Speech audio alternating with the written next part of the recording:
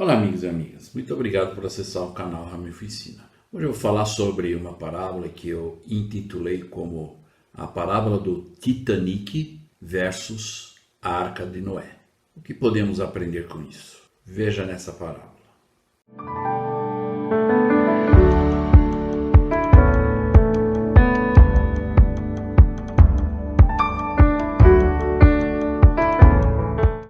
Olá amigos e amigas, muito obrigado por acessar o canal Ramilfo Ensina.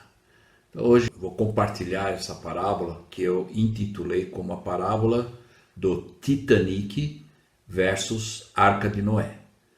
O que podemos aprender com essa parábola então? Eu gostaria de, em primeiro lugar, usar uma escritura para poder então explicar o sentido ou o princípio que vem para nos ensinar em relação a essa parábola. E essa escritura, ela se encontra em Atos 27, versículo 11.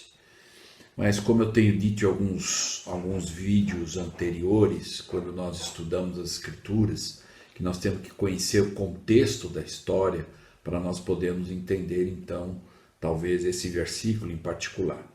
Então aqui foi quando Paulo estava viajando em direção de Roma e na presença do rei César, do imperador.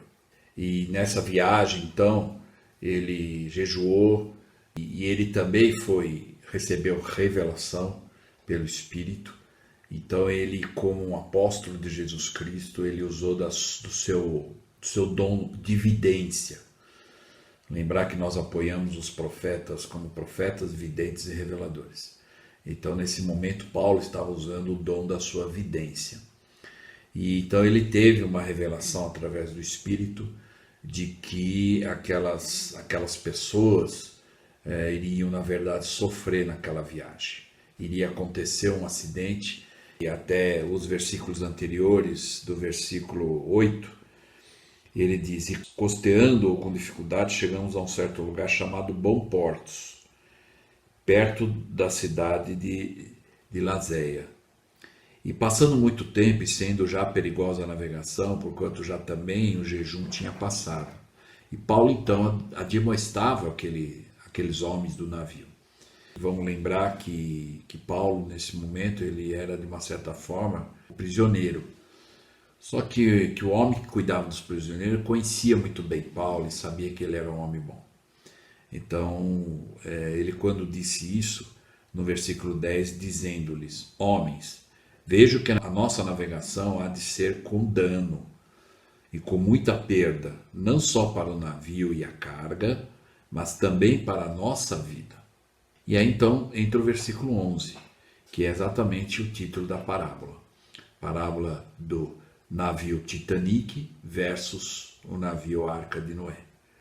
E aí no 11 diz o seguinte: porém, o centurião cria mais no piloto e no mestre capitão do navio do que nas palavras de Paulo. Então, na verdade, apesar desse centurião gostar de Paulo, que ele cuidava dos prisioneiros, ele sabia que Paulo era um homem bom, mas ele acreditava mais no piloto e no mestre do capitão do navio do que nas palavras do profeta ou do apóstolo, de Deus. E aí, lendo a história no restante, nós vamos ver que então eles se convenceram daquilo, e aí eles tiraram um monte de coisas do navio, e no final, lá no versículo 37, nos diz que depois eles tiveram um acidente, só que nenhuma alma se perdeu. E no navio tinha 276 pessoas, e todos foram preservados. Então, é por que eu estou usando essa escritura para fazer uma analogia com a parábola que eu intitulei, a parábola do navio Titanic versus Arca de Noé. Então, eu gostaria de ler aqui uma parte, e muitos de nós conhecemos a história do navio Titanic. O Titanic era sem dúvida uma maravilha da engenharia náutica, construído com os melhores materiais de ferro e aço. Mas isso não pôde garantir a vida daquelas 1.523 pessoas que morreram afogadas nas águas geladas do Oceano Atlântico, no quarto dia de viagem inaugural. Em contrapartida, a Arca de Noé, feita inteiramente com madeira de gofer, com a capacidade de carregar 17.000 toneladas em seu interior, entre animais e suprimentos, e 8 pessoas, e também suportar ondas superiores a 30 metros de altura. Viajou com sucesso por aproximadamente 370 dias, preservando a vida de 8 passageiros e de todos os animais, aves, répteis e etc. E aí vem a pergunta, qual é a diferença? A diferença é que a Arca de Noé não estava nos materiais ou modelo de navio, mas no poder que os mantinha. Enquanto o Titanic confiava em poderosos engenheiros e pilotos, a Arca era amparada pelas mãos que sustentavam o universo. Pense nisso, como você aplicaria.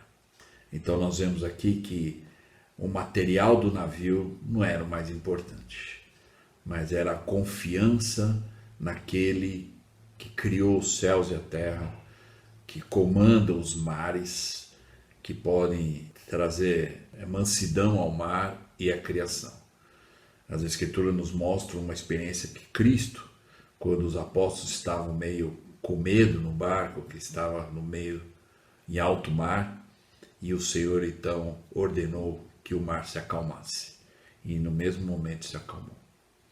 Então, o versículo 11, há um princípio por trás disso, onde nós precisamos lembrar se nós acreditamos mais no piloto ou no Criador. O mais importante na parábola, ou de uma forma sutil, os princípios que podemos aplicar e identificar, é exatamente esse. E nós não colocarmos a nossa confiança naquilo que às vezes nós só conseguimos ver com os nossos olhos, mas que nós possamos ver com os nossos olhos espirituais. Por isso que Paulo disse para eles que haveria dano se eles não permitissem. E aí, continuando, diz que Paulo disse para eles que eles deveriam jogar tudo que era pesado que estava dentro do navio. E aí, algo que ele diz no versículo 31 de Atos 27, ele diz: disse Paulo ao centurião e aos soldados: se estes não ficarem no navio, não poderei salvá-los.